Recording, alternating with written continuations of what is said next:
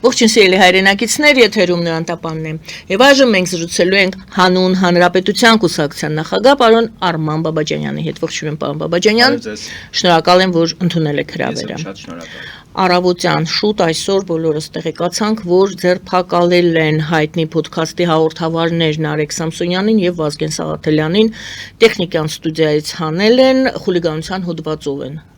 հայտնել են, որ ձերբակալությունը կատարվում է խուլիգանության հոդվածով։ Շատերը հարց են բարձրացնում, ինչ է կատարվում Հայաստանում եւ ինչպես է դա բացատրվում ժողովրդավարական երկիր լինելու եւ ժողովրդավարությունը որպես կարեւորագույն արժեք Հայաստանի հռչակած իշխանությունների կողմից այդ դեպքում երբ հռչակվում է ժողովրդավարությունը եւ այսպես ինչ է կատարվում Հայաստանում եւ եւս մեկ հարց ինչու է խուլիգանության հոդվածով եւ դրանից ավելի վաղ Վարդան Ղուկասյանին ձերբակալությունը հեռախոսով կարծես թե խոսակցություններ գնում կաշառքի մասին 4 միլիոն դրամի թե ինչ կապ չունի ինչու են այդպիսի խուլիգանություն կաշառքի մասին կասկած այդպես ձերբակալություն ընթանում դիմակավոր մարդկանցով այդպես աղմկահարույց համեցեք Կարծեմ Նարեկ Սամսոնյանին եւ Վազգեն Սաղաթելյանին այս պահին դերևս կալանքի որոշում չկա բերման են ենթարկել այո ինձ համար էլ անհասկանալի է թե ինչու այդպես դիմակավորված ազգային անվտանգության ծառայության մարմիններն են դրանով զբաղվում կարծես Ալեն Սիմոնյանի դիմումի հիման վրա է այս ամբողջ գործողությունը ճիշտն ասած ինձ համար անընդունելի է որ բարձրաստիճան պաշտոնյան հայոյանքի համար օրինակ դիմում է իրավապահներին եւ դրա արդյունքը դառնում է podcast-ի հեղինակներին կամ այսպես կոչված լրագրողներին բերման ենթարկելու առիթ թեև հասկանում եմ նաեւ որ այդտեղ իրապես խուլիգանության տարրեր կան եւ բայց միևնույն ժամանակ կարծում եմ որ հանրային պաշտոնը հենց այն զողողությունն է որ դու պիտի պատրաստ լինես նաև տևական այսպիսի երևույթների եւ ինքը լրագրողական համայնքը պիտի ժամանակի ընթացքում իր մեջ կարգավորող ուրեմն մեխանիզմներ ունենա այո գործողությունների մեխանիզմների ինքը ենթարկվի եւ դուրս դնի ընդհանրապես այս խոսքի հնարավորությունը մեդիա տիրույթում այնպես որ կարծում եմ որ այս գործողություններով չի մաքրվելու մեր մեդիա տիրույթը եւ ընդհանրապես պիտի ասեմ որ Միացյալ Նահանգների նախագահին եւ աշխարհի բոլոր երկրների առաջնորդներին հայում են նրանց հակառակորդները կամ ընդհանրապես քաղաքականության հետ կապ չունեցող բլոգերներ եւ podcast-ի հեղինակներ եւ դա այն զողությունն է որ քաղաքական գործիչները պիտի դրսևորեն եւ այդ զսպվածությունը պիտի հանդես բերեն ու հանդուրժող լինեն այդ խոսքին նաեւ այսպիսի դրսևորումներին սա ինձ համար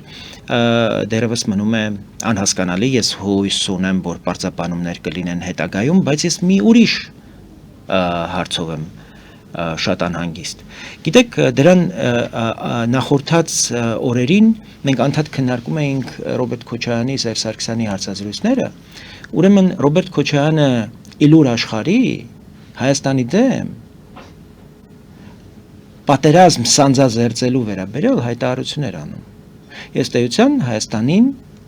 պատերազմ հրահրելու մեղադրանք էր տալիս Այսպիսակագծեր հիշեցնեմ, որ Ադրբեջանին Բարսացիջան Պաշտոնյան զուգահեռաբար նույն ժամանակահատվածում բայց ես նույնիսկ դա չեմ ուզում Եվ այստեղ էլ հարց տամ ինչու Այստեղ ոչինչ ինչու քննարկենք Ուրեմն Հայաստանի դեմ կարելի է հայել, կարելի է ցուցմունք տալ, պատերազմի մեջ հրահրել, սուտ մատնություն ըստ էության անել Հայաստանի դեմ եւ դրան չհաջորդի ԱԱԾ հատուկ այս ծառայությունների գործողությունը, բայց մի հայանքը ազգային ժողովի նախագահի նկատմամբ պիտի արժանանա այսպիսի Այնտեղ կարծիքի անվան տակ կարող է գնալ։ Չգիտեմ կարծիքը որն է, ինձ համար դա կարծիք չի, դա պետության ղեկավար, նախկին ղեկավարի արտաբերած հայտարարություններ են, որոնք չեն կարող անհետևանք մնալ։ Բա եթե Սամսոն, չգիտեմ, Նարեկ Սամսոնյանին եւ Վազգեն Սաղաթելյանին այդքան համարձակություն ունեք բերման ենթարկել, այսպես հրապարակավ դիմակավորված այս խմբերով, բա ոչինչ բան չունեք ասելու Ռոբերտ Քոչարյանին։ Ռոբերտ Քոչարյանը պիտի շարունակի, այսինքն նորից իր սեփականություն հանդիսացող հյուրանոցներից ասուլիսներ եւ հարցազրույցներ տալ, փոխանակ բանտախնդում ցուցմունք տա։ Լավ, այդ դեպքում ինչպես եք դուք պատասխանում ձեր իսկ հարցին։ Ես գիտեմ, որ լուրջ հաղորդավարների կարող են, իսկ Քոչարյանը իրավական քաղաքականության հետ մենք լրջագույն խնդրեմ ունենք, վերջերս վարչապետն էլ այդ մասին խոսում էր, թեև առաջի օրից ընդհանրապես հեղափոխության հիմքում արդարության հաստատման խոստումն է եղել եւ ժողովուրդը ակնկալելով, որ արդարություն պիտի վերագտնի, դրա համար է դուրս եկել փողոց եւ դա տեղի չի ունեցել եւ ընդհանրապես մեր դատաիրավական համակարգը, իրավական համակարգ առանձին, դատախազություն, քննչական մարմիններ, ներքին գործերի նախարարություն, ազգային անվտանգության ծառայություն եւ հատկապես դատական համակարգ դեֆորմացված վիճակ է։ Մենք հիմա անընդհատ հանդիպում ենք մարզերում, գյուղերում մեր քաղաքացիների հետ, ամենահրատապ հարցը այս պահին հենց արդարության հարցն է։ Ինձ կախակն գյուղում, որը ամենամեծ հարձակմանն է ենթարկվել 2022 թվականի սեպտեմբերին եւ 300 հոգանոց գյուղը հիմա դարձել է 50 հոգանոց։ Այդ գյուղի այդ 50 հոգանոց բնակիչների մեծ մասը ինձ ասում էր, մենք խաղաղություն չենք ուզում, մենք արդարություն ենք ուզում։ Մեր պետությունը արդարություն է պարտք մեր քաղաքացիներին։ Մենք դա չենք կարողանում տալ մեր քաղաքացիներին։ Վազգենը Սաղաթելյան ու Նարեկը Սամսոնյան հետաքրքիր չեն մարզերում եւ գյուղերում։ Այս հարցերը չպիտի լինեն մեր լրատվության եւ լրահոսի առաջնորդողները։ Մենք շատ ավելի կարևոր արդարության հետ կապված խնդիրներ ունենք, որոնք վերաբերում են մեր պետության հիմքերին, վերաբերում են ժողովրդավարության հերանեկարներին։ Այստեղից եւս։ Իհարկե, բայց ես չեմ ուզում, որ մենք կենտրոնանանք ազգային ժողովի նախագահին հասցեագրված հայոյանքների մասին։ Մարդիկ տարական արդարության չեն կարողանում հասնել դատարանում եւ գնում է ինքնադատաստանի ճանապարհով լուծելու եղանակն է դառնում ամենաընդունելի եւ ամենավերջին միջոցը արդարության հասնելու։ Սրան ընդհանրապես դատական համակարգը պատասխան ունի, որովհետեւ կերպ պատրաստվում է իսկ իրավապահներին, հələ իրավապահները, որ կանխարգելիչ գործառույթ ունեն, դա չեն անում, հələ այդ մի կողմ, այսինքն օպերատիվ ծառայությունները անհրաժեշտ աշխատանքը չեն կատարում, բայց ինչու է բանը հասնում սրան, որովհետեւ դատական կարգով մարդիկ չեն հավատում, որ կարող են արդարության հասնել, որովհետեւ չեն հավատում, որ դատարանում կարող են իրավունքները պատշաճ կերպով պաշտպանել եւ ամեն ինչ հասնում է այսպես փողոցային հաշվեհարդարների։ Ուղիղ եթերում մենք կամերաներով տեսնում ենք, թե ոնց են մարդիկ իրար սպանում։ Եվ մինչև երբ հասա ձգվելու։ Եվ սա արդեն պետության հիմքերին հասցվող հարվածներ են, որովհետև նոյեմբերի 9-ին Գերմանիայի իդեպ նախագահ Ֆրանկ Վալտեր Շտայնմայերը մի բացառիկ ելույթ ունեցավ, որտեղ խոսում էր ծայրահեղ աճ տրամադրությունների գնալով, այսպես պոպուլար դառնալու մասին Գերմանիայում, որը ոչ միայն գերմանացիներին պիտի հուզի եւ հուզում է, այլ ամբողջ եվրոպական միությանը եւ եվրոպական համայնքին ու ամբողջ աշխարհին, որտեղ այս տենդենսը, այս տրենդը գնալով ավելի ու ավելի սաստկանում է։ Իսկ ինչ են անում այլընտրանք Գերմանիայի համար կուսակցության անդամները, ամենօրյա ռեժիմով հարվածներ են հասցնում ժողովրդավարությանը, ազատություններին, պետության հիմքերին, պետականությանը եւ Ֆրանկ Վալտեր Շտայնմայերը ասում է, որ այսպես այլևս չենք կարող շարունակել։ Եթե անհրաժեշտ է եւ եթե վերջի միջոցը այս ուժերին ուղղակի փակելն է եւ արգելելն է, ուրեմն պիտի դիմենք նաեւ այդ միջոցին։ Եվ ես կարծում եմ, որ սա պիտի լինի մեզ համար դասագիրք եւ ուղեցույց, թե ինչպես պետք է մեր պետությունն ու ժողովրդավարությունը պաշտպանենք, մեր պետության հիմքերը եւ սահմանադրական կարգը։ Իսկ այս չեն կարող թույլ տալ, որտեղ սրանց գործողությունները պերմանենտ ուղղակի հարվածի տակ են դնում մեր երկրի հիմքերը, պետության հիմքերը եւ ժողովրդավարությունը։ Իրենց թիրախում մեր պետականությունն է եւ ժողովրդավարությունն է։ Չկա ժողովրդավարություն, չկա հայկական պետականություն։ Իրենք թքած ունեն հայկական ժողովրդավարությունը։ Իրենք այ ուզում եմ հասկանամ ով է այդ իրենքը։ Ես կոնկրետ երկու երիտասարդների մասին եք խոսում։ Բայց ես իմ հարցը կառուցեցի իրենց պատվիրատուներն են իհարկե թիրախում։ Իսկ գործողությունները նրանց նկատմամբ ինչպես են տեղավորվում ժողովրդավարության ժողովրդարական պետության։ Ես մտահոգված եմ եւ ձևի, եւ ընդհանրապես երևույթի նկատմամբ։ Այսինքն ընդհանուր չգնահատում է ինչ-որ։ Կարծում եմ, որ ընդհանուր տարերային չկառավարվող իրավիճակ ունենք, որտեղ կարծում եմ, որ պետական պաշտոնյաները, բարձրաստիճան պաշտոնյաները պարտավոր են ավելի զուսպ լինել իրենց հաղորդումների։ Բայց զուսպ չեն։ Դա արդեն ներողություն, նա կարող է հաղորդում տալ, բայց իրավապահ մարմինը գործողության է անցնում, չէ՞, ճիշտ է։ Պետք է իրավապահ մարմինը որոշի այդ դիմումի համաձայն այսպիսի գործողություն անում է թե ոչ։ Ես դրա համար եմ ասում եմ, որ իրավապահները թե թելադրված է նրանց գործողությունները ու իրավապահ համակարգը իր բուն գործառույթը կանխարգելիչ գործառույթը եւ նաեւ բերման ենթարկելու, ինչպես նաեւ դատական ուրեմն process-ում մենք պատշաճ ուրեմն պրոֆեսիոնալիզմ եւ աշխատանք չենք տեսնում։ Մենք համակարգային ճգնաժամ ունենք, մենք ամբողջ դատական եւ իրավապահ մարմինների, ինստիտուտների ուղղակի դեֆորմացիայի հետ գործ ունենք, էրոզիայի հետ գործ ունենք եւ այս պայմաններում ասեմ ձեզ, որ վտանգված է հայկական ժողովրդավարությունը, այս պայմաններում ընտրություններին ընդառաջ իրավապահ համակարգի այս անպատրաստ վիճակը, դատական համակարգի այս անպատրաստ վիճակը ուրեմն թողնված է ամբողջ ժողովրդի սթափ գիտակցությանն ու ուրեմն պատասխանատվությանը։ Ես իհարկե հույս ունեմ, որ մեր ժողովուրդը արժանի պատասխանատվությամբ կմոտենա այս բոլոր երևույթներին, բայց մենք լրջագույն աշխատանք ունենք իրականացնելու ուրեմն դատական համակարգի հետ, իրավապահ համակարգի հետ։ Գիտեք, նախորդին ես նախարարի հետ էի հանդիպում եւ նախարարը համոզված է, որ մեր դատական համակարգին այլևս վեթինգ պետք չէ, որտեղ կարգապահական բարույթներով կարծես իրենց հաջողվել է դատական համակարգի 60%-ին փոխել։ Ես ուղղակի զարմացած եմ, որտեղ իմ համոզմամբ այդ զտման գործընթացը պետք է շարունակվի ամենօրյա ռեժիմով եւ ամեն օր դատավորների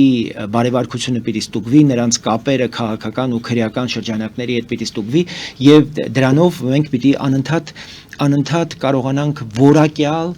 եւ բացառիկ բարեվարկությամբ օժտված դատավորների ներկայություն ունենալ մեր դատական համակարգում։ Դատավորների մի մասը ընդհանրապես անկախությունը ուղիղ է հասկացել։ Իրենք մտածում են, որ իրենք անկախ են պետությունից։ Մինչդեռ իրենք անկախ պիտի լինեն ընդհանուր պետական քաղաքականության մեջ իրենց գործառույթները իրականացնելիս։ Իրենք չեն կարող առանձին մոլորակ իրենց համար ստեղծել որպես անկախ դատական իշխանություն։ Պետության առաջնահերթությունները, որի հիմքում նաև ժողովրդավարության պաշտպանությունն է, պիտի լինեն ուրեմն դատավորների ուշադրության առանցքում։ Եվ ասեմ, որ դատական համակարգը եւս այստեղ անելիք ունի եւ իրավապահներին պիտի հարցնի, ինչի եք օրինակ այս բլոգերներին որոշել է ձևով բերման ենթարկել։ Ուղղակի որպեսի նկարեք, որ իրենց կարողանում եք այդպես ստորացնելով որպեսի ուրիշներն էլ նայեն, ստորացնելով բերել դատարան։ Այդ դեպքում հարց որպես ձևակերպում հարցվում է արդյոք Հայաստանին որպես ժողովրդավարական երկիր, այլ խնդիրները մենք նշեցինք, որ այո, խնդիր է։ Հիմա այս խնդիրն է մնում, հասցվել է վարկանիշին Հայաստանի վնաս այս արարքով։ Ես չեմ ուսումնասիրում ճիշտ ասած ինդեքսը եւ կարծում եմ, որ այսպիսի գործողությունները կարող են ստվերել ժողովրդավարության ընդհանուր պատկերին որպես եւ ընկալմանը Հայաստանի որպես որևէ մեկը չի կարող հերքել, որ մենք ժողովրդավարական մեծ առաջընթաց ունենք, բայց նաև չպիտի բավարարվենք դրանով։ Ես կարծում եմ, որ ընդհանրապես առաջընթացի մասին պետք չի խոսել, պետք է անընդհատ ձգտել ավելի կատարելագործել։ Երկրորդը, հարված է արդյոք Ռոբերտ Քոչարյանի, դուք այդ մասին խոսեցիք, եւս Հայաստանի վարկանիշին, այդ մենք կարծիք ասեցինք, այդ վարկած կամ պնդում, որ Հայաստանն է հրահրել պատերազմը 44-օրյա պատերազմը հրահրել է կամ Ադրբեջանի գործողությունները հրահրել է Հայաստանը։ Եվ նորից իմ հարցս կրկնեմ, ինչու զուգահեռաբար 5 տարի անց եւ Ադրբեջանի արտգործնախարարն էր կարծեմ նույն այդ բանը ասում եւ Ռոբերտ Քոչարյանն է նույն այդ բանը ասում Հայաստանն է մեղավոր պատերազմի մեջ ոչ թե Ադրբեջանը որը հարձակվել է այլ Հայաստանը Եվս վարկանիշի տեսանկյունից հարված հասցվում է դա Հայաստանի առելի վնաս է հասցնում Հայաստանին ես կարծում եմ որ դա ուղղակի խաղաքարտ է տրվում Ադրբեջանի ձեռքին նախկին նախագահի կողմից այդպիսի հայտարարությունը ուղղակի հաղթաթուղթ է Ադրբեջանի ձեռքին դուք գիտեք որ միջազգային դատարաններում Հայաստանը շարունակում է Ադրբեջանի դեմ հայցեր տանել հայցերը պաշտպանել եւ չի բացառվում, որ Քոչարյանի արտաբերած էս միտքը եւս տեղ գտնի ադրբեջանական թղթապանակում, բայց ես շատ պիտի ուզեի, որպեսզի մենք նախ հասկանայինք ինչու էր պետք նոյեմբերի 9-ին այսպես սինխրոն Սերժ Սարգսյան, Ռոբերտ Քոչարյան եւ Նարեկ Կարապետյան, Բայրամով, Ալիև, հա, Էրդողան հայտարարություններ անեին այսպես միաբերան եւ սինխրոն Ես ավելի ու ավելի համոզվում եմ, որ Ադրբեջանը իդեմս եւ Բայրամովի եւ իրենց քաղաքական վերնախավի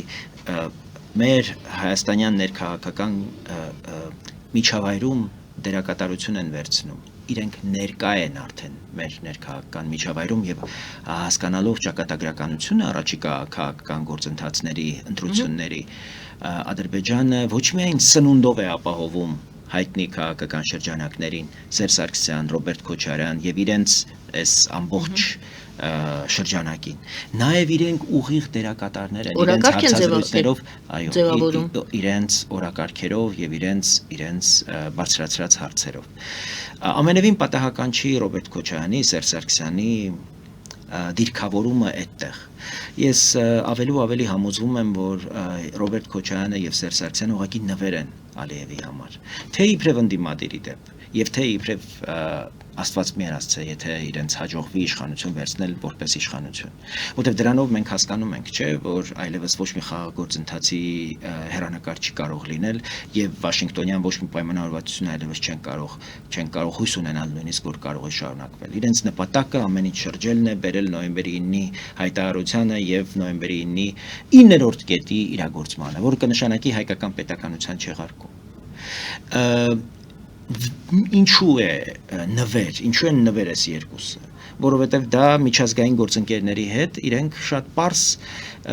իրենց խոսակցության մեջ ցույց են տալիս թե տեսեք ինստիտուցիոնալ ընդդիմությունն ովքեր են նրանք ովքեր օրինակ չեն բավարարվում 29743 քառակուսի կիլոմետրով եւ հայտարարում են որ Հայաստանը որպեսի գործոն լինի պիտի տարածքային նկրտումներ ունենա հարևանների նկատմամբ Ոչ միայն Ադրբեջանի ենթադրաբար, նաև Վրաստանի, Թուրքիայի։ Պատկերացնեք սա, այս պատուհասությունը Հայաստանի ղեկավարն է եղել։ Տարածքային նկրտումներով, ուրեմն այս կոմպակտ փոքր ժողովրդի վրա այդպիսի բեր դնել, որպեսզի մենք մեր զավակների կյանքով տարածքային ուրեմն պահանջներ ունենանք հարևանների նկատմամբ։ Ուրեմն մենք խաղաղ ապրելու Համակեցություն ունենալու, համերաշխ ապրելու մոդուս վիվենդի չենք կարող ունենալ։ Մենք որպեսի գործոն լինենք ըստ Ռոբերտ Քոչարյանի, պիտի տարածքային նկրտումներ ունենանք։ Սա հենց ապացույց է, թե Ալիևը ինչպես է մեր վերաբերյալ խոսում միջազգային գործընկերների հետ, ցույց տալով, թե նայեք ովքեր են հավակնում Հայաստանում իշխանության։ Ովքեր են եղել իշխանություն Եվ ովքեր են փորձում գալ իշխանության հետևաբար նա լեգիտիմացնում է իր սպառազինվելու որոշումը որտեվ կարծում է, որ եթե Ռոբերտ Քոչարյանը եկավ իշխանության, նրան հաջողվեց իշխանություն վերցնել, որտեվ ինքը առանցքային դերակատարներից մեկն ու իշխանության հավակնորդներից մեկն է։ Ուրեմն Ադրբեջանը ստիպված, այսպես կոչված, պիտի նորից ուժի դիմի, որպեսզի ռևանշի այդ տրամադրությունները կարողանա զսպել։ Ահավասիկ թե ինչ է նշանակում այս նվերը Ռոբերտ Քոչարյանի եւ Սերժ Սարգսյանի տեսքով Ալիևի համար, եւ թե դա ինչ մեծ ական է հայկական պետականության հիմքում։ Ինչու է այդ ականը դրվում, եթե ական է։ Դե ես այդ հարցը Ոչ ադրբեջանցիների կողմից շատ եմ բարձրացրել, որ ընդհանրապես կարծում եմ, որ այնքան ապացույցներ եւ իրողություններ կան, որ այս դերակատարները ընդհանրապես պիտի զրկվեին առաջիկա քաղաքական գործընթացներին մասնակցելու հնարավորությունից։ Մոլդովայում տեղի ունեցած ընտրությունները եւ դրան ընտրությունների բուն օրը նախորդած օրվան նախորդած իրադարձությունները ուղղակի մեզ համար ամենօրյա ուսումնառության նյութ են, թե ինչպես պետք է պայքարել ուրեմն թշնամի հակառակորդ երկրների կողմից ֆինանսավորվող քաղաքական սուբյեկտների հետ։ Անհերքելի ապացույցներ են, որ Ռոբերտ Քոչարյանը կրկնում է թշնամու հակառակորդի նարատիվները։ Բազմաթիվ ապացույցներ կան, որ նա ուղղակի այստեղ հանձնարարություն է կատարում, ուրեմն որոնք գալիս են Ռուսաստանից։ Առաջին կարևոր ամբիոնից վարչապետը եւ ազգային ժողովի նախագահ ասում են, որ դա մարդասպան է եւ ԿԿԲ-ի գործակալ։ Լրտես։ Բայց դրան բացի քաղաքական գնահատական տալը, իրավական գնահատական չի տրվելու։ Իլյուստրացիա չի արվել։ Իսկ իրավական գնահատականը դա չի ենթադրում, որ այս մարդիկ պիտի առնվազն ինչ որ առժամանակ արկախվի իրենց քաղաքական գործունեության հնարավորությունը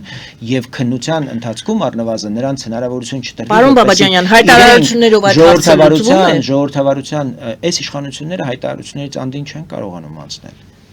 Իրենք գործողություն անելու համար բավարար խիզախություն եւ կամք չունեն։ Իրենք ունեն վախեր միայն։ Վախեր թուրքերից, վախեր ռուսներից, վախեր եվրոպացիներից, վախեր ամերիկացիներից։ Իրենք չգիտեն ինչպես պետք է պաշտպանել պետության հիմքերը եւ ժողովրդավարությունը։ Ես ձեզ օրինակներ բերեցի Մոլդովա, դրանից առաջ Ֆրանկ Վալտեր Շտայնմայերը, երկրի նախագահը Գերմանիայի, ասում է, թե ինչ պիտի արվի ամենապոպուլյար, այսօր Գերմանիայում ամենապոպուլյար աջ ծայրահեղական այլընտրանք Գերմանիայի համար կուսակցության հետ փակել, եթե անհրաժեշտ է, որտեղ պոպուլյար չի նշանակում, որ պոպուլյար ուժը կարող է հարվածել պետության հիմքերին եւ ժողովրդավարությանը։ Այս մարդկանց նպատակը ժողովրդավարական ընտրություններին մասնակցել եւ հայկական ժողովրդավարությունը ջախջախելն է։ Իսկ դրա համար նրանք օգտագործում են պետությունից թալանած միջոցները եւ ինձ հետ հավասար մրցավազքի մեջ են մտնում։ Եվ այդ միլիարդներով առավելության են հասնում իմ նկատմամբ։ Ես հայկական իշխանություններին, Հայաստանի իշխանություններին ասում եմ, որ ձեր ընդդիմադիրը ես պիտի լինեմ, եւ ձեզ պիտի ես հաշվետվության եւ թափանցիկության պահանջ պիտի ներկայացնեմ, թե դուք ինչպես եք օգոստոսի 8-ի պայմանավորվածությունները կատարում։ Ոչ թե ես պիտի հարց բարձրացնեմ, որ օգոստոսի 8-ի այլընտրանքը նոյեմբերի 9-ն է թե ոչ, այլ թե մենք ինչքան հետևողականությամբ ենք խաղաղության օրակարգը առաջ մղում։ Ոչ թե պիտի պաշտպանենք օգոստոսի 8-ի համաձայնությունները, թե չպիտի պաշտպանենք։ Եվ ընդհանրապես քրեական պատիժ պիտի նախատեսվի որևէ մեկի նկատմամբ, ով նոյեմբերի 9-ի փաստաթուղթի հարց կբարձրացնի եւ կխոսի նոյեմբերի 9-ի փաստաթղթի 9-րդ կետը իրագործելու անհրաժեշտության կամ հրամայականի մասին, որտեղ այդ կետը վերաբերում է արտատարածքային միջանցքին եւ այդ կետի իրականացումը նշանակում է, որ Հայաստանը իր սուվերեն տարածքի նկատմամբ իր իրավազորությունը պիտի կորցնի։ Այդպիսի կոչ են անում Սերժ Սարգսյանն ու Ռոբերտ Քոչարյանը եւ դրա համար իրենց պատժելու փոխարեն գնացել են Նարեկ Սամսոնյանի եւ Վազգեն Սաղաթելյանի դեմ, այսա ինձ համար հարցեր առաջացնում։ Դա թուլության նշան է, հա։ Դա իրականում մեր հիվանդությունները ախտորոշել չկարողանալու նշան է, որովհետև իրական խնդիրներ կան, որոնք դիագնոզելու պրոբլեմ կա։ Եթե մենք չենք կարողանում դիագնոզել, եթե գնում ենք բժշկի եւ բժիշկը չի կարողանում մեր հիվանդությունը բացահայտել եւ հասկանալ, չի կարող, չէ՞, պատշաճ բուժում իրականացնել։ Պետության գլխավոր դերը ի՞նչն է, որպեսզի հասարակության մեջ տեղի ունեցող process-ներին կարողանա ճիշտ ախտորոշում տալ, որպեսզի գործողություններ դրան հետևեն։ Չկա այդ կարևորագույն գործառույթը կարգավորիչ մարմինների, ինստիտուտների աշխատանքը մենք չենք տեսնում։ Պատշաճ արձագանքը չենք տեսնում։ Նման ձերբակալությունները դուք կգնահատեք որպես քաղաքական ձերբակալություն։ Իհարկե ոչ։ Ինչու՞։ Որովհետև ես նրանց քաղաքական ընդհանրապես դերակատար չեմ համարում։ Նրանք պետության հանցագործ, պետության դեմ գործող սահմանադրական կարգը տապալելու հրապարակային կոչեր անող ուրեմն քաղաքական շրջանակների սեփականություն հանդիսացող լրատվամիջոցների ներկայացուցիչներ են։ Ես իրենց ոնց կարող եմ քաղաքական դերակատար համարել։ Ինձ համար քաղաքական դերակատարներ են ինձ հետ քաղաքական նույն նպատակները հետապնդող, բայց տարբեր պատկերացումներ ունեցող շրջանակները, քաղաքական ուժերը եւ քաղաքական դերակատարները։ Այս մարդիկ թիրախավորել են հայկական ժողովրդավարությունը, այս մարդիկ պաշտպանում են այն մարդկանց, ովքեր մարտի 1-ին 10 խաղաղ ցուցարար գնդակահարելու որոշում են կայացրել 0038 հրամանի համաձայն։ Գաղտնի հրաման են ստեղծել։ Դրա վերաբերյալ ոչ թե ազգային դատարանն է որոշում կայացրել, սեպտեմբերի 18-ին Մարդու իրավունքների եվրոպական դատարանը արդեն հստակ սահմանել է, թե ովքեր են դրա պատասխանատուները, եւ Ռոբերտ Քոչարյան, Սերժ Սարգսյան, Աղվան Հովսեփյան, Տիգրան Թորոսյան, Գագիկ Ծառուկյան, Դաշնակցություն եւ Հանրապետական կուսակցությունները ուղղակի մասնակից եւ դերակատար են այդ գործողություններին։ Դրան իրավական որևէ շարունակություն չի տրվել։ Մինչդեռ Մարդու իրավունքների եվրոպական դատարանը մեր դատախազությանը հանձնարարություն է տվել քննություն սկսել, որտեղ մարդկանց կյանքի իրավունքն է խախտվել։ Կներեք, բայց պիտի հասնեմ, ինչու։ Եթե ասում եք չի արվել, որովհետև պետությունը բավարար կոմպետենցիա եւ կարողություն ու կամք գիտելիք չունի հասկանալու, թե որտեղից պիտի սկսի եւ ինչ պիտի անի, որտեղ չեն կարողանում հիվանդությունը ախտորոշել։ Եվ մտածում են, որ քաղցկեղը, որը արդեն մետաստազներով հասել է ծայրաստիճան վտանգավոր սահմանի, մտածում են թերապևտիկ միջոցներով, հա, անալգինով, ասպիրինով կկարողանան բուժել։ Այդպես չի լինում։ Վիրահատական միջոցներ միայն հիմքեր պետք է ունենաս եւ ապացույցներ։ Ես ձեզ հիմքերն ու ապացույցները հիմա այսպես հատորներով դրեցի ձեր առաջ։ Թող բարի լինի Հայաստանի իրավապահ համակարգը, այս հայտարարություններից հետո ինձ հրավիրի, ես իրենց ամբողջը քեյսերով ներկայացնեմ։ Իդեպ առաջիկա ամսի 18-ին ազգային ժողովում այս հարցով Մարդու իրավունքների եվրոպական դատարանի այս վճռի վերաբերյալ լինելու են լսումներ։ Եվ ըստ ամենայնի վարչապետն է այնտեղ լինելու եւ անպայման լինելու է գլխավոր դատախազը, եւ ես ուղիղ իրեն հարցնելու եմ, ինչով եք դուք զբաղված։ Այն քաղաքական ընդդիմախոսները այս ում հիմա բերման են ենթարկել։ Նրանք ընդհանրապես դեմ են, որ մարտի 1-ի գործով որևէ իրավական գործընթաց լինի։ Մենք ասում ենք, որ մարտի 1-ը մեր ժողովրդավարության, մեր պետության քննությունն է եւ այդ որոշումը Մարդու իրավունքների եվրոպական դատարանի, որը ուղիղ մեղսակից է դարձնում այդ իրադարձությունների համար Ռոբերտ Քոչարյան, Սերժ Սարգսյան տանդեմին, ամբողջ քաղաքական համակարգին եւ քաղաքական ուժերին, որոնք կոալիցիա են այդ ժամանակ կազմել, ըստ էության մեր պետության անգործության 17-ամյա անգործության ուղղակի դասագրքային օրինակ է։ Պատրաստում ենք ընտրությունների, նախընտրական Հայաստան է այժմ, 3 հաշվեցի երևի սխալա ճիշտ է, 7 ամիս է մնացել, կես տարի, և այս բոլոր ինչ որ տեղի է ունենում, այսպես թե այնպես կապված է, եթե համաձայն եք այդ ընտրությունների հետ, և կա այսպիսի տեսակետ, որ Նիկոլ Փաշինյանին հաղթելու համար պետք է նոր դերակատար, նոր քաղաքական ուժ,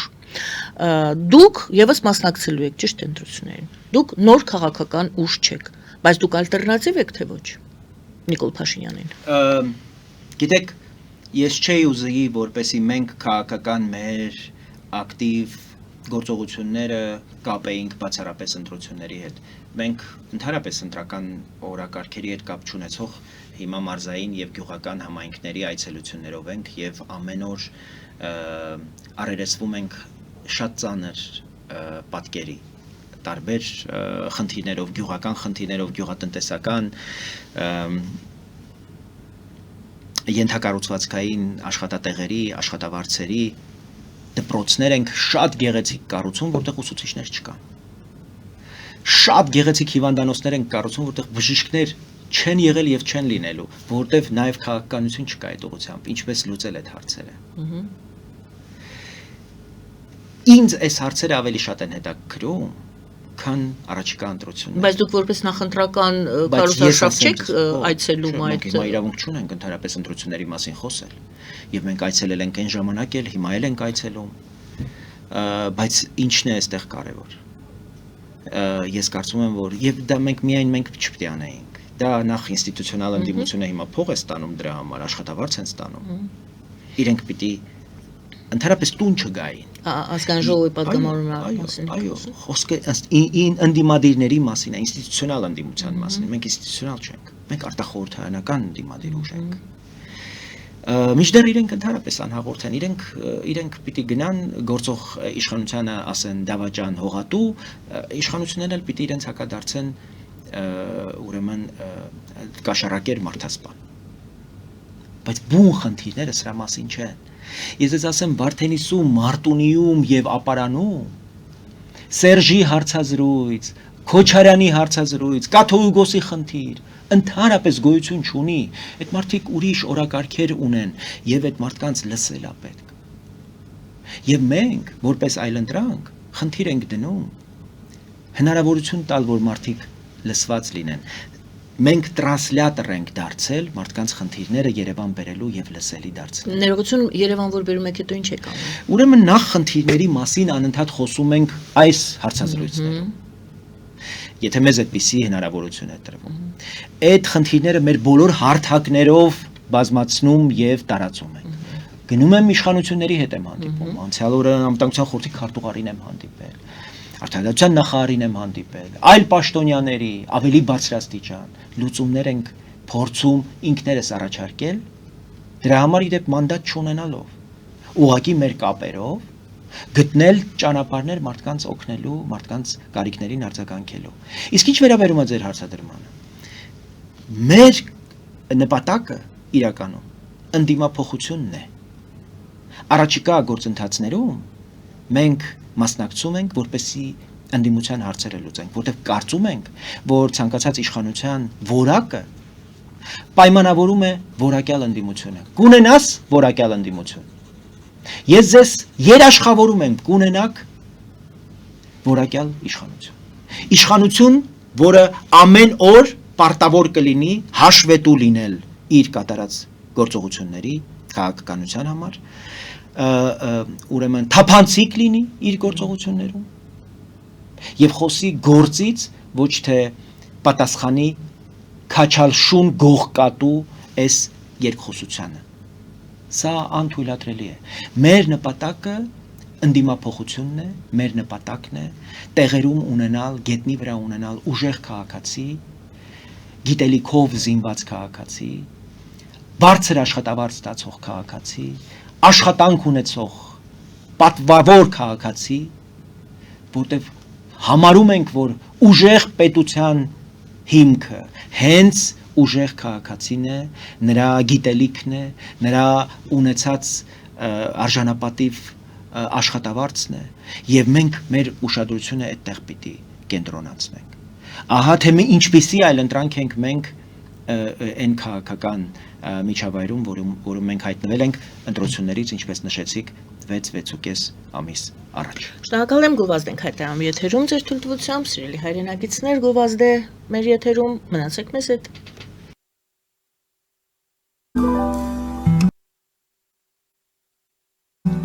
Ֆելիչե ժամանակակից ատամնաբուժական կլինիկա։ Այստեղ հարմարավետությունն ու խնամքն առաջնային են։ Այստեղ կիրառվում են ատամնաբուժական ամենաժամանակակից տեխնոլոգիաներ, ճշգրիտ ախտորոշում, արդյունավետ բուժում, նուրբ փորձառություն եւ անհատական մոտեցում։ Սկսած սովորական մանրուքներից մինչև առաջադեմ ընթացակարգեր, այստեղ դուք գտնվում եք բարձր որակավորում ունեցող եւ փորձառու ատամնաբուժական մասնագետների ձեռքերում։ Մեր բարեկամական եւ հյուրընկալ անձնակազմն այստեղ է յուրաքանչյուր այցը հաճելի դարձնելու համար։ Ֆելիչե, ձեր առողջ եւ ամենաերջանիկ շպիտը սկսվում է այստեղից։ Եկեք եւ բացահայտեք նորարարության փորձագիտության եւ կարեկցանքի կատարյալ համադրությունը։ Վաճառվում է գերմանական հնաոճ դաշնամուր 1892 թվականի արտադրության ֆոն Մուրբախ, գտնվում է գերազանց վիճակում, կինը 15000 ԱՄՆ դոլար, հեռախոսահամար 094 115 310։ Երևան շիփինգ, սենսացիան ստեղ, հա։ Այո, ճիշտ եք եկել։ Սանդրոցներ Երևան ուղարկելը $2.99 օթանավով։ Այո, Իսկ եթե դոլար ուղարկես, դոլար ստանան։ այո, Իսկ որ տանեն տուն հասցնեն, էլի մի տոկոս, հա։ 2%։ Հրասա ծրի է, էլի։ Ժողովուրդ սենսացիա, ծրի է։ Նորթ Հոլիվուդ Գլենդել։ Ջակփաթ հագուստի խանութը երկրորդ մասնաճյուղն է բացել Գլենդելի սրտում, որտեղ կարող եք ձեռք բերել եվրոպական եւ ամերիկյան ընտիր հագուստեղեն, կոշկեղեն, աքսեսուարներ, պայուսակներ ամենահարմար արժեքներով։ Նաև կարող եք ցանկացած ապրանք պատվիրել եւ ձեռք բերել կարճ ժամանակում։ Ջակփաթի Գլենդելի հասցեն է 1135 North Pacific Avenue, հեռախոս 818 813 2252։ Ջակփաթ հագուստի լավագույն կենտրոնը Գլենդելում։ 60-ից ավելի ճանաչված եվրոպական բրենդների ինքնատիպ, չկրկնվող եւ մատչելի ընտրանին Fortuna Home and Country House խանութ սրահում։ Նորավոճ սպասք եւ կահույք հորեկա բնագավառի համար, տեքստիլ տնտեսական ապրանքներ, ամեն ինչ գեղեցիկ կյանքի համար։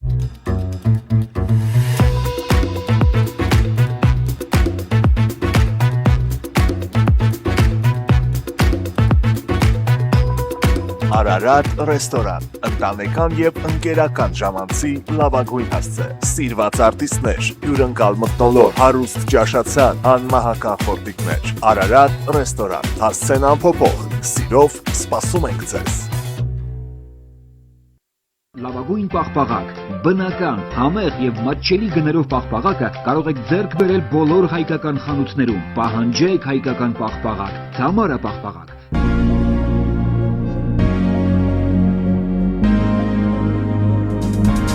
Տպագրեք ձեր գիրքը նոյան տապան տպագրատանը, ինչպես նաև թերթեր, ամսագրեր, բուկլետներ եւ այլն։ Հասցեն քաղաք Երևան, Իսահակյան 28 առաջին հարկ։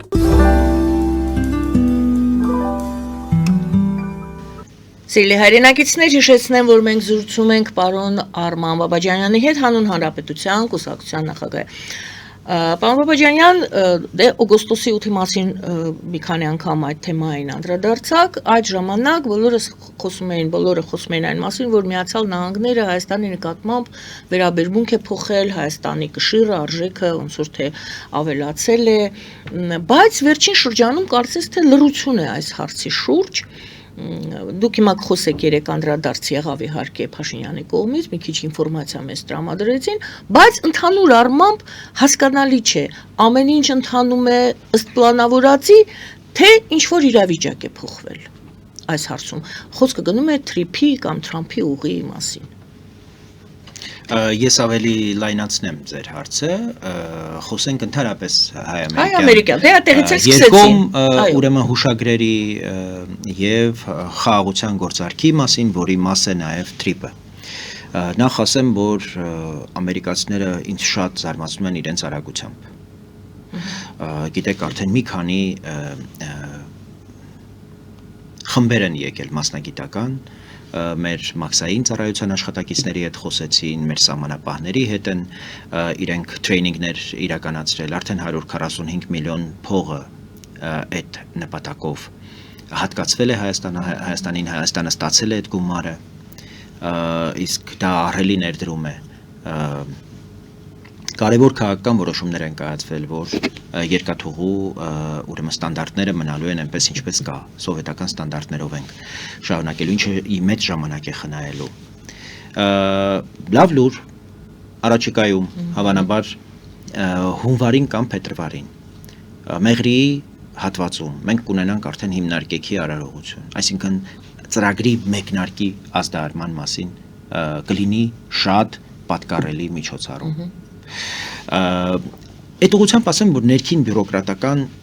փոփոխություններ են Միացյալ Նահանգներում, պետքարտուղարությունը ավանդաբար ունեցել է շատ կարևոր դերակատարում։ Պետության ըստ էության երկրորդ, երրորդ մարդը միշտ եղել է պետքարտուղարը։ Եվ Բլինքենը, եթե հիշում եք Բայդենի պաշտոնավարման ժամանակ, շատ պետության նույնիսկ առաջնորդի գործառույթներ էր իրականացնում։ Բայդենը տարիքի բերումով չէր հասցնում ամենօրյա ռեժիմով զբաղվել հանդիպումների, այդ օպերատիվ կառավարման հարցերով եւ ի պաշտոնե ուներ պետքարտուղարը այդպիսի իրավունք։ Հիմա այդպիսի իրավիճակ չկա Միացյալ Նահանգներում։ Պետքարտուղարությունը բավական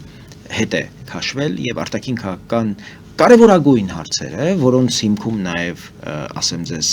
հայ-ադրբեջանական համաձայնություններն ու գործարքն է, խաղաղության գործարքն է, դրանք ավելի սպիտակ տան շրջանակներում են իրականացվում, գիտեք Վիտկոֆը ունեցավ ահռելի դերակատարում մեր հարցով եւ վերջերս տեսանք նաեւ որ մեր դեսպանը, նորանշանակ դեսպանը Նարեկ Մկրտչյանը անձնական կոնտակտներ է կարողացել հաստատել Վիտկոֆի հետ եւ իմ ունեցած տեղեկություններով բավական հաջող այդ իմաստով շփումներ կան, որպեսզի աշխարհի տարբեր հատվածներում Միացյալ Նահանգների ուշադրությունը կլանող օրակարգերը չստվերեն հայ-ադրբեջանական այս համաձայնությունը եւ թրիպի հարցը։ Եվ դուք իրավամբ շատ ճիշտ եք նշում, ինչ անել,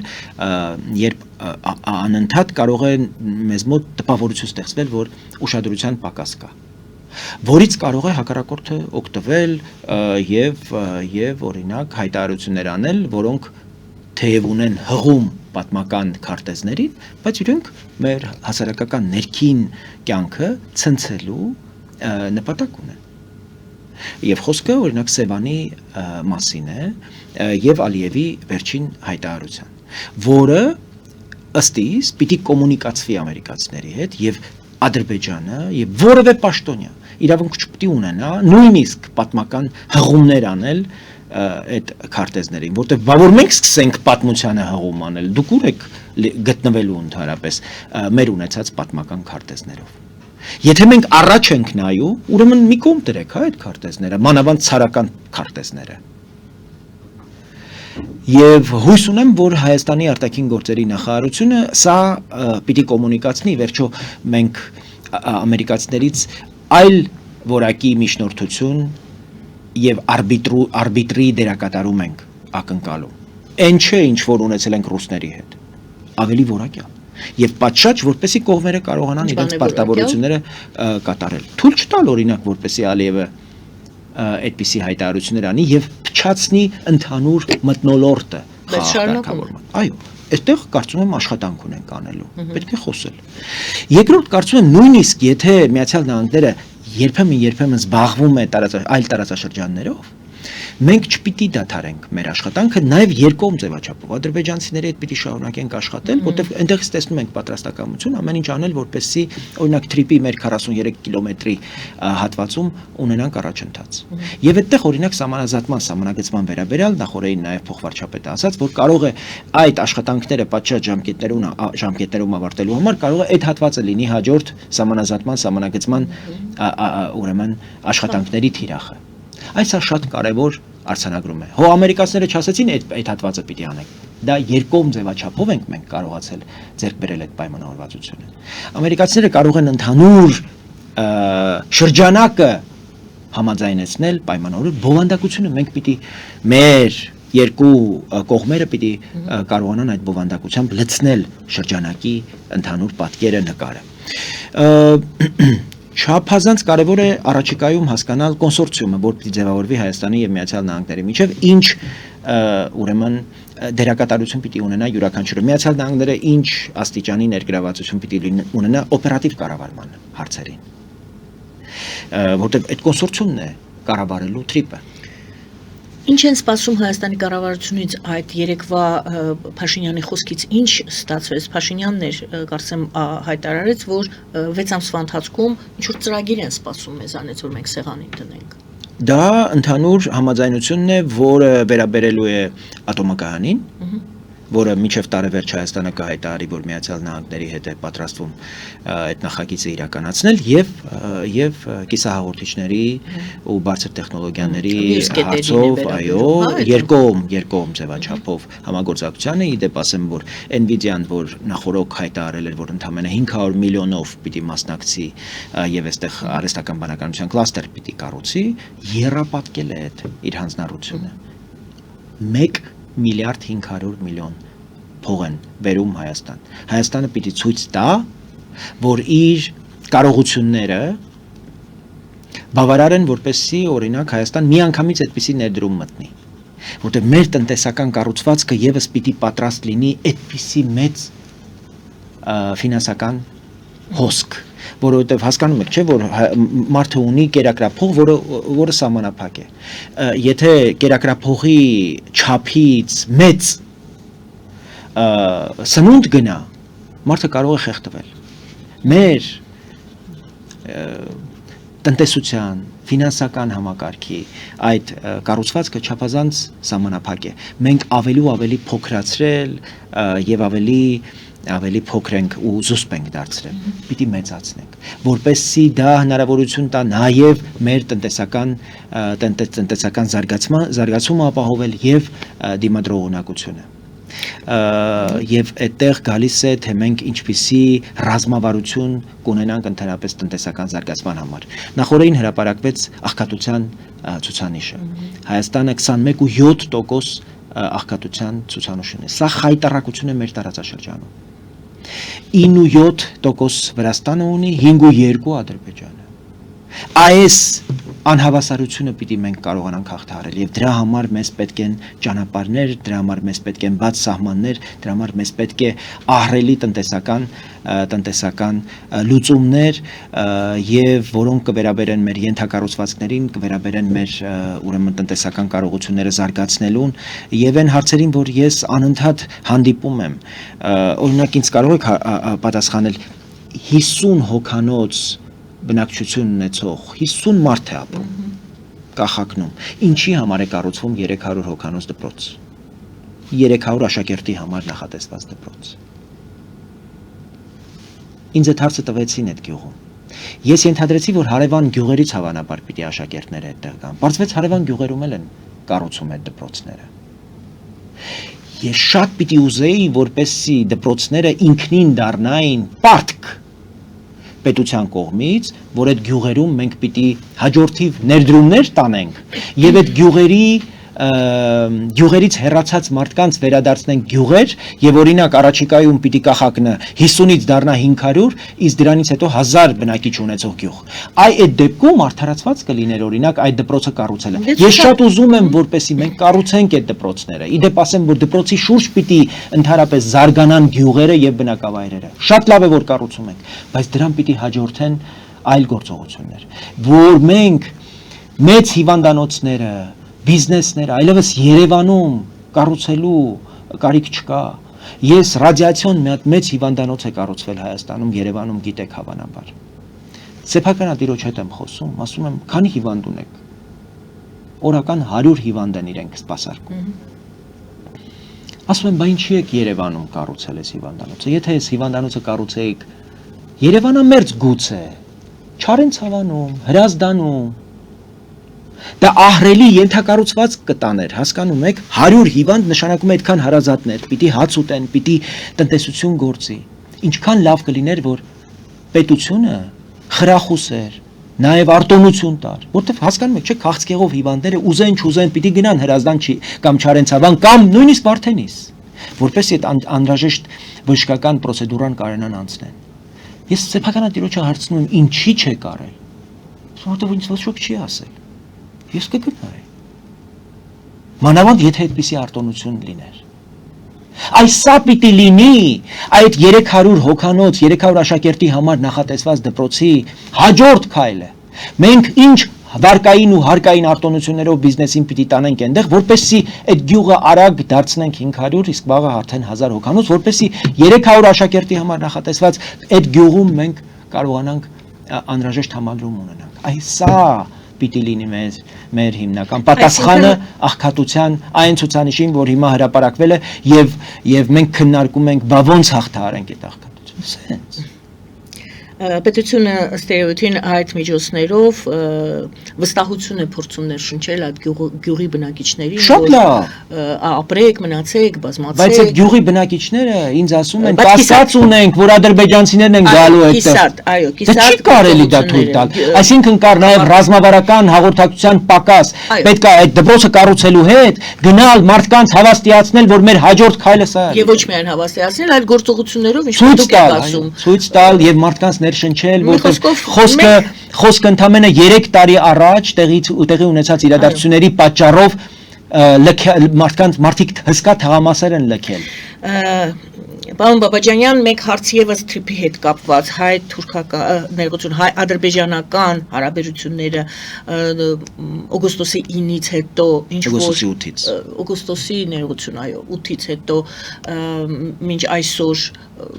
դրական է գնահատում այդ հայտարարություններով հանդերձ ինչպես են զարգանում եւ ամենակարևորը ինչպես կպատասխանեք այն քաղաքական գործիչներին կամ վերլուծաբաններին, ովքեր ասում են այդ օգոստոսի 8-ով թրիփի ծրագրով Հայաստանը Ադրբեջանին միջանցք տրամադրեց, քանի որ այնտեղ հասկանում եմ, որ այս հարցը շատ է քննարկվել օգոստոսից սկսած, բայց խնդրում եմ, քանի որ մինչ այսօր այդ ձևակերպումը կա Հայաստանը Ադրբեջանին միջանցք է տրամադրել, քանի որ այնտեղ կա անխոչնդոտ բառը, այո, եզրույթը կա։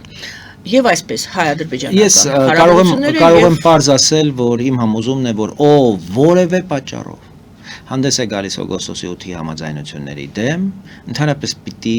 գոնե առաջիկա ընտրություններով դուրս շպրտվի մեր քաղաքական դաշտից։ Քաղաքական դաշտում պիտի մնան այն ուժերը, ովքեր հասկանում են, որ օգոստոսի 8-ի այլընտրանքը Հայաստանի պետականության կործանումն է եւ Հայաստանի չեղարկումը։ Այլընտրանք չկա։ Այլընտրանքը եթե նոյեմբերի 9-ն է, դա հայկական պետականության չեղարկման ծրագիր է, ռուս-թուրքական։ Շոյգուն դրա մասին հրապարակային պատմել է, որ իրենք փայլուն օպերացիա են արել Ղարաբաղում Թուրքիայի հետ, եւ դրա հաջորդ սերիան տեղափոխել են Հայաստան, եւ դրա անունը նոյեմբերի 9-ի հայտարարությունն է։ Հայաստանը մի կերպ կարողացել է դրանից ազատվել։ Դրան օգնել են 21 թվականի ընտրությունները, դրան օգնել են նաև Ռուսաստանի անգործությունը ու հապկի անգործությունը մինչև 2022 թվականի սեպտեմբերի 13-ը։ Մինչև 2022 թվականի նոյեմբերին Հայաստանում այլևս հապկ գագաթնաժողովը եւ որպես պատասխան ռուսների գործողությունները դեկտեմբերի 12-ին Լաչինի միջանցքը փակելու, իսկ արդեն սեպտեմբերի 19-ին Արցախի հայաթափման գործընթացը սկսելու։ Իդեպ Բայրամովը նույնիսկ հրապարակավ պատմում էր, որ իրենք ռուսներին տեղեկացրել են մինչև Ստեփանակերտի հարձակումը, Ստեփանակերտի վրա հարձակումը։ Բայց ռուսները իմանալով տեղեկությունը ստանալուց հետո այդ տեղեկությունը չեն փոխանցել հայերին։ Պատկերացնում եք, ով են ռուսները։ Եվ մենք ինչ հետևություններ ունենք անելու այս առիթով։ Հետևաբար նորից գալով օգոստոսի 8-ին չափազանց կարևոր է, որ մենք այս համալիր հարցերը գնահատելով կարողանանք որևէ կերպ վերաբերվել օգոստոսի 8-ի համաձայնություններին։ Անխոչնդոտ ընդհանրապես, գիտեք, բազմաթիվ պայմանավորվածություններ կան աշխարհում եւ ընկալումներ կան անխոչնդոտի վերաբերյալ։ Անխոչնդոտի այն ընկալումը, որ նոյեմբերի 9-ի 9-րդ կետն է ենթադրում, որտեղ հայկական իրավազորություն, Հայաստանի իրավազորություն ընդհանրապես գոյություն չունի, ռուսները FSB-ն պիտի տնօրիներ ընդեղի անցանելիություն, այդպիսի բան գոյություն չունի։ Անխոչնդոտ նշանակում է ուղղակի խնդիրներ չստեղծել, դժվարություններ չստեղծել անցնելիս։ Իդեպ Կալինինգրադը, օրինակ, այդպիսի մի նշան է։ Լիտվան ռուսներին թույլ է տալիս անցնել Ռուսաստանի հիմնական տարածք կամ Ռուսաստանից անցնում են Կալինինգրադ։ Անխոչնդոտ կերպով։ Բայց դա չի ենթադրում, որ մաքսային ծառայության աշխատակիցները պատշաճ չեն ուսումնասիրում, թե ովքեր են փորձում անցնել Կալինինգրադ կամ Կալինինգրադից Ռուսաստան։ Անխոչնդոտ նշանակում է օրինակ պարզեցված կարգով։ ադրբեջանցիներին հնարավորություն տալ, որ իրենք կապվեն Նախիջևանի հետ։ Բայց ինձ ավելի շատ ուրիշ բան է հետաքրքրում։ Իսկ փոխադարձության մասին ինչի հարց չեք տալիս։ Ինչի եք ասում անխոչնդոտ եւ չեք ասում փոխադարձություն, որտեղ փաստաթղթում այդպիսի բան էլ կա գրված, այսինքն մենք էլ պիտի անխոչնդոտ հասանելիություն ունենանք մյուս այն ճանապարհներին, որոնք անցնում են Ադրբեջանի Չեն վստահում, որ Ադրբեջանով դեպի այդ ճանապարհից Հայաստանից էլ կօգտվեն։ Գիտեք, դե պետքա հասկանալ։ Հայ հանրության մասին է խոսքը։ Հա, գիտեմ։ Պիտի խոսենք, պիտի աշխատենք, պիտի հասնենք, այո, չկա Ասեն միակողմանի 30, այո, բայց փոխադարձության վերաբերյալ կա պարտավորություն, երկուստեք պարտավորություն եւ Միացյալ Նահանգների ստորագրություն կա։ Եվ պիտի հասնենք նրան, որ սա լինի փոխադարձաբար եւ երկուստեք ընդունելի։ Բայց այստեղ շատ կարեւոր մի հարց կա, որը լրացնում է ձեր բարձրացած հարցին։ Թրիպին հաջորդում է Կենտրոնական Ասիայի երկրների ղեկավարների հանդիպումը Վաշինգտոնում։ Անցյալ շաբաթ պատմական իրադարձություն է տեղի ունեցել։ Առանց հայ-ադրբեջանական այս խաղաղության գործարքի չէր կարող լինել այդ հանդիպումը, որտեղ առանց այս խաղաղության հաստատման միջին միջանցքի վերաբերյալ որևէ պայմանավորվածություն չէր կարող լինել եւ չէր կարող Կենտրոնական Ասիայի ու Հարավային Կովկասի որպես մեկ ընդհանուր աշխարհաքաղաքական, աշխարհատնտեսական տարածք Միացյալ Նահանգների այս աստիճան ներգրավվածություն լինել։ Բայց մի ուրիշ կարևոր իրադարձություն է առաջիկայում տեղի ունենալու։ Հույս ունեմ, որ այդտեղ ամերիկացիները եւս հետևողական կգտնվեն։ Թուրքիայի հետ սահմանը հավանաբար առաջիկայում կբացվի հունվարին 3-րդ երկրի քաղաքացիների համար, առանց դիվանագիտական հարաբերությունների հաստատման, առանց որևէ այսպես ավելորդ պարտավորությունների, առնվազն մեծ տրանզիտի հնարավորություն կտրվի գնողունակ եվրոպական շուկա եւ մերձավոր արևելք։ Օրինակ ցորենի մասին էինք խոսում այս քանի օրը։ Գիտեք, Եգիպտոսում աննախադեպ ծավալի ցորեն է արտադրվել այս տարի։ Եվ դրանով է պայմանավորված, որ աշխարհում հիմա ցորենի ահավոր մեծ պաշարներ են մնացել ու չի վաճառվում։ Եվ ռուսները այդտեղ խնդիրներ ունեն։ Դա նրա պատճառով է, որ Եգիպտոսը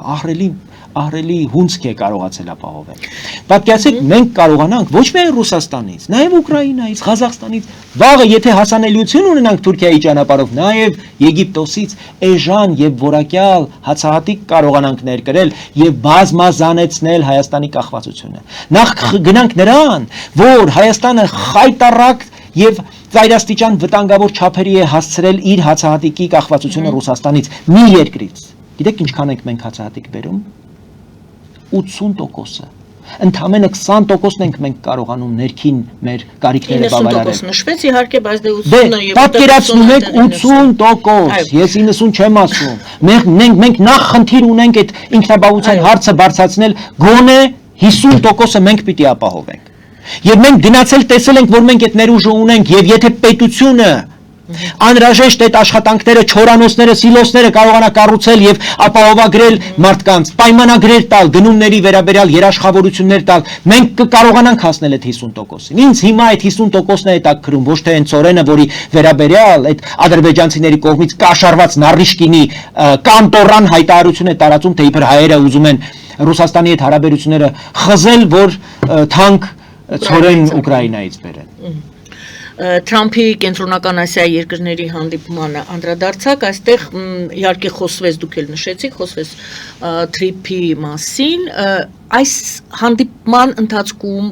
Թրամփի հայտարարություններից հետո ինչ որ բան ավելի շատ ինֆորմացիա մենք ստացանք Թրամփի եւ Միացյալ Նահանգների մտադրությունների մասին այս թրիփի ուղու հետ կապված։ Նոյեմբեր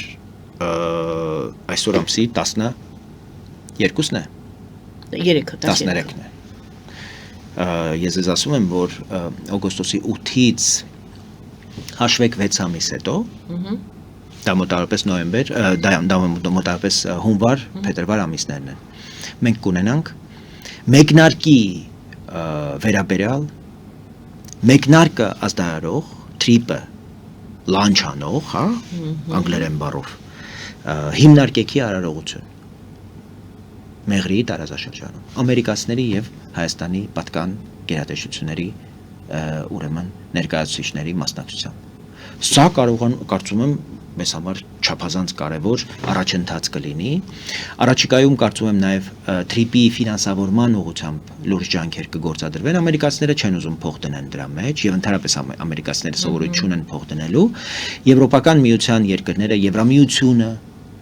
վերջերս դեսպաններ Սյունիքում Մարագոսը հայտարարում էր, որ մենք պատրաստ ենք ֆինանսավորել ցանկացած քաղաքական պայմանավորվածություն Հայաստանի եւ Միացյալ Նահանգների միջև։ Սա նշանային հայտարարություն է։ Ես կարծում եմ, որ պետք է ստեղծվի մի կայունացման եւ խաղաղության հիմնադրամ, որը եւ Ադրբեջանի տարածքում եւ Հայաստանի տարածքում անհրաժեշտ ենթակառուցվածքային ուրեմն ներդրումներ կանեն։ Սա չի լինի վարկային միջոց, կլինի գրանտ։ Եվ այդ ուղղությամբ հիմա աշխատանքներ են տարվում եվրոպական տարբեր մայրաքաղաքներում, մենք վերջերս մեր կուսակցությունում ընդունում էինք Գարո Փայլանին, ով լոբիստ է այսօր որպես հանդես գալիս հայկական այս առաջնահերթ ծրագրի TRIP-ի եւ փորձում է նաեւ իր կապերը, իր ուրեմն գիտելիքները կիսվել համապատասխան պաշտոնյաների հետ, ովքեր զբաղվում են մեր տարածաշրջանով, ովքեր ավելացրել են իրենց ուշադրությունը մեր տարածաշրջանի նկատմամբ, որպեսզի որոշումները հնարավորինս լինեն հօգուտ մեզ, հօգուտ Հայաստանի։ Մի հարց էլ ես չարաշահում եմ ձեր համբերությունը, բայց անպայման ուզում եմ ձեր մեկնաբանությունը։ Ադրբեջանի քաղաքագետներից մեկը ինչու եմ ես վկայակոչում, որովհետև նրանց քաղաքագետները իրենց սեփական կարծիքը գուցե սեփական կարծիքը համընկնում է, բայց իրենք իրավունք չունեն այդ կարծիքը հանրայնացնել։ Հանրայնացնում են այն կարծիքը, որը համընկնում է։ Այդ հանգամանքի վրա ուզում եմ ուշադրություն դարձնել եւ ասել, թե ինչ է նա ասում, եւ հետո մնացածները նրան ուրեմն վկայակոչելով շարունակում են։ Ինչ է ասում նա։ Նա ասում է այս 300,000 ադրբեջանցիների վերադարձը Հայաստանի Հանրապետություն մենք ուզում ենք անենք, որպեսզի Հայաստանի խոցելիությունը ավելացնենք եւ ստեղծենք մեր Ղարաբաղը։ Սա ասում է արդեն Ադրբեջանում։ Ինչու են ասում հիմա զուգահեռ այդ Սևանի թեման, այս թեման, ինչ պետք է անի Հայաստանի իշխանությունը։ Ձեզ ասում եմ, չէ, Ադրբեջանը նաև Ալիևն էր սրա մասին խոսում, նաև ապացույցներ վերջերս հրապարակվեցին, որ պետական միջոցներով Արևմտյան Ադրբեջան այդ հասարակական կազմակերպությունն է ֆինանսավորվում եւ իրենց արտերկրյա միջոցառումներն են ֆինանսավորվում։ Մինչեւ հիմա իրանք ասում էին մենք կապ չունենք, դրանք հասարակական կազմակերպություն են, պետությունը ոչ մի բան չունի։ Մենք ինչ պիտի անենք։ Մենք պիտի թույլ չտանք այս նարատիվների բազմազանեցնելու կամ դա բազմացնելու հնարավորություն մեզանում։ Դրանք արվում են մեր ներքաղաքական կյանքը ցնցելու համար։ Դրանք հիմա շատանալու են հատկապես ընտրություններով պայմանավորված։ Ես որևէ մեխանիզմ, որևէ իրավական ճանապարհ չեմ տեսնում այդ 300,000-ի Հայաստանում հայտնվելու կապակցությամբ։ Չկա այդպիսի օրակարգ եւ չի կարող լինել։ Հայաստանում եթե կգտնվի որևէ իշխանություն, դա միանգամից գլխատվելու է, որը կհամաձայնի 300,000 ադրբեջանցու հարց ոչ թե բերել Հայաստան, քննարկել նույնիսկ այդ հարցը։ Այսինքն սա հոգեբանական ճնշում է նորից հիբրիդային պատերազմի ընդհանուր, այսպես տրամաբանության մեջ պիտի դիտարկվի, բայց մենք դա մեզ չպիտի հանգստացնի։ Ես ընդհանրապես կարծում եմ, որ մենք հակադարձող լիքը արգումենտներ ունենք։ Եվ Բաքվից, Կիրովաբադից, Սումգայիթից մազապուրծ եղած մեր հայրենակիցներին այս իմաստով կարծում եմ պետք է վկայակոչել եւ նրանց մասնակից դարձնել այս քաղաքական եւ հասարակական գործընթացներին։ Գիտեմ, որ այդպիսի շարժումներ կան, գիտեմ, որ Վիլեն Գաբրիելյանը դրանում ակտիվորեն ներգրաված է, դա բավարար չի։ Կարծում եմ, որ մեծ մասամբ իրենք հիմա օրինակ գաղթել են Ռուսաստան եւ Միացյալ Նահանգներ։ Ես Միացյալ Նահանգներում գիտեմ հայահոց Բաքվից հատկապես տեղափոխված հազարավոր մարդկանց համայնքներ։ Իրենք իդեպ ասեմ, որ հայաստանյան համայնքների հետ չեն ձուլվում։ Իրենք ապրում են շատ կոմպակտ իրենց ներսում։ Պետք է գնալ այդ համայնքների հետ խոսել, տեսնել իրենք կարող են օրինակ միանալ այս ջանքերին, ավելի ուժեղացնելու համար Ադրբեջանի դեմ մեր քեյսը։ Եվ ընդհանրապես չմտահոգվել այս հայտարարություններով։ Այս հայտարարությունները եւ իրենց ավելի շատ հղումներ անող քաղաքական գործիչները, լրագրողները կոնկրետ նպատակ ունեն։ Հնարավորինս ուրեմն ավելի շատ տիրաժավորել, բազմացնել ադրբեջանական նարատիվները։ Դրանք մեր օրակարգերի մաս չեն եւ չեն կարող լինել ոչ մի դեպքում։ Շնորհակալ եմ այսօր։ Ես եմ շատ շնորհակալ։ Շատ շնորհակալություն։ Շնորհակալություն սիրելի հայրենակիցներ, պարոն Արման Բաբաջանյանի հետ էինք զրուցում, հանուն Հանրապետության կուսակցության նախագահ։ Զրույցը վարում էր Գրանե Առաքելյանը։ Բարին ընձեզ եւ լավ օր։